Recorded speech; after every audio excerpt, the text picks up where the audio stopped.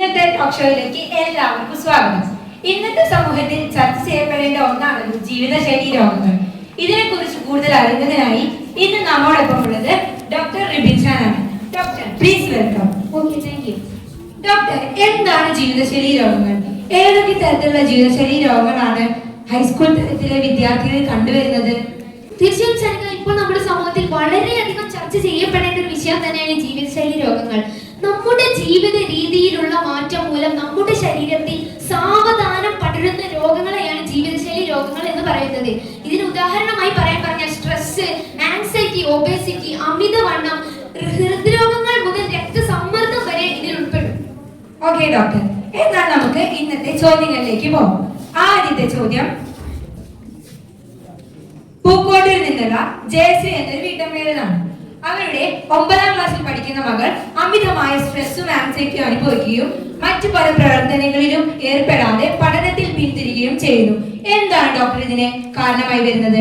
തീർച്ചയായും stress, anxiety ഒരു ജീവിതശൈലി രോഗം തന്നെയാണ്. പഠനങ്ങൾ പറയുന്നത് 27% കുട്ടികളും ഡിപ്രഷൻ സ്റ്റേജിലൂടെ കടന്നു പോകുന്നു എന്നാണ്. ഇത് വളരെയധികം ഗൗരവമേറിയ ഒരു കാര്യം തന്നെയാണ്. ഇതിന് പ്രധാനമായ കാരണം അവരുടെ പഠനങ്ങളിലും പരീക്ഷകളിലും അവർക്ക് ഉണ്ടാകുന്ന സ്ട്രെസ്, അതുപോലെ തന്നെ അവരുടെ മാതാപിതാക്കളും അധ്യാപകരും അവരുടെ മേൽ വയ്ക്കുന്ന അമിതമായ പ്രതീക്ഷയും ഇതിന് കാരണമാണ്. ഇതിന് പ്രതിവിധിയായിട്ട് പറഞ്ഞാൽ അവരോട് തുറന്നു സംസാരിക്കുക, അവരുടെ മാനസിക ഉല്ലാസത്തിന് ഉതകുന്ന തരത്തിലുള്ള പ്രവർത്തനങ്ങൾ അവർക്ക് നൽകുകയും ചെയ്യുക. അടുത്ത ചോദ്യം മലപ്പുറം ഹൈസ്കൂളിലെ ഒരു ടീച്ചറുടേതാണ്. ടീച്ചറുടെ നിരീക്ഷണത്തിൽ ഹൈസ്കൂൾ തലത്തിലെ വിദ്യാർത്ഥികളിൽ ഒബേസിറ്റി കൂടുതലായി കണ്ടുവരുന്നുണ്ട്. എന്താണ് ഡോക്ടർ ഇതിന് കാരണമായിട്ട് വരുന്നത്? തീർച്ചയായും ഒബേസിറ്റി, അമിതവണ്ണം അതും ഒരു ജീവിതശൈലി രോഗം തന്നെയാണ്. കണ്ടെത്തലുകൾ പറയുന്നത് 50% താഴെ കുട്ടികൾ മാത്രമേ അവരുടെ നോർമൽ വെയിറ്റ് അനുഭവിക്കുന്നുള്ളൂ.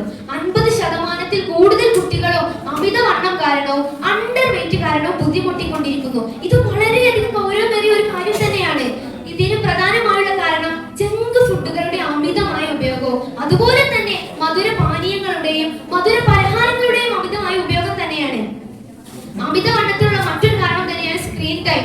25% കുട്ടികളും 2 മണിക്കൂറിന് മുകളിലാണ് സ്ക്രീൻ ടൈം ഉപയോഗിക്കുന്നത്. അതുപോലെ തന്നെ 65% കുട്ടികളും 1 മണിക്കൂറിന് മുകളിലാണ് സ്ക്രീൻ ടൈം ഉപയോഗിക്കുന്നത്. മറ്റൊരു കാരണമാണ് വ്യായാമക്കുറവ്. 43% കുട്ടികളും അവരുടെ ദൈനംദിന വ്യായാമങ്ങളിൽ ഏർപ്പെടുന്നില്ല എന്നതാണ് സത്യം.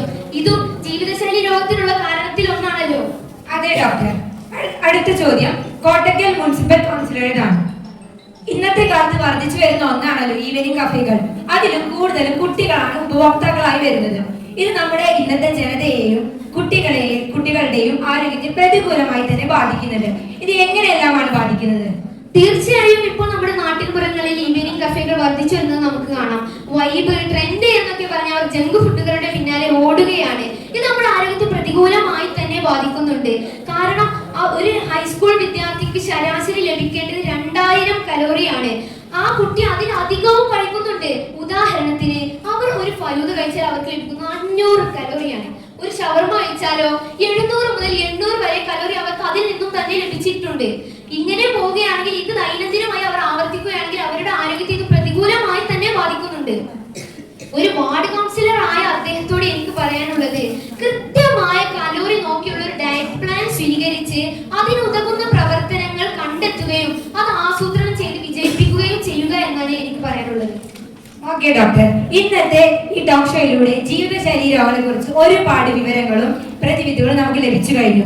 കുട്ടികളെ, എനിക്ക് നിങ്ങളോട് പറയാനുള്ളത്, ആരോഗ്യകരമായിട്ടുള്ള ഭക്ഷണ രീതികൾ ശീലമാക്കുക, കൃത്യമായ വ്യായാമം ചെയ്യുക, സ്ക്രീൻ ടൈം കുറയ്ക്കുക, മാനസിക ഉല്ലാസപരമായ പ്രവർത്തനങ്ങളിൽ ഏർപ്പെടുക.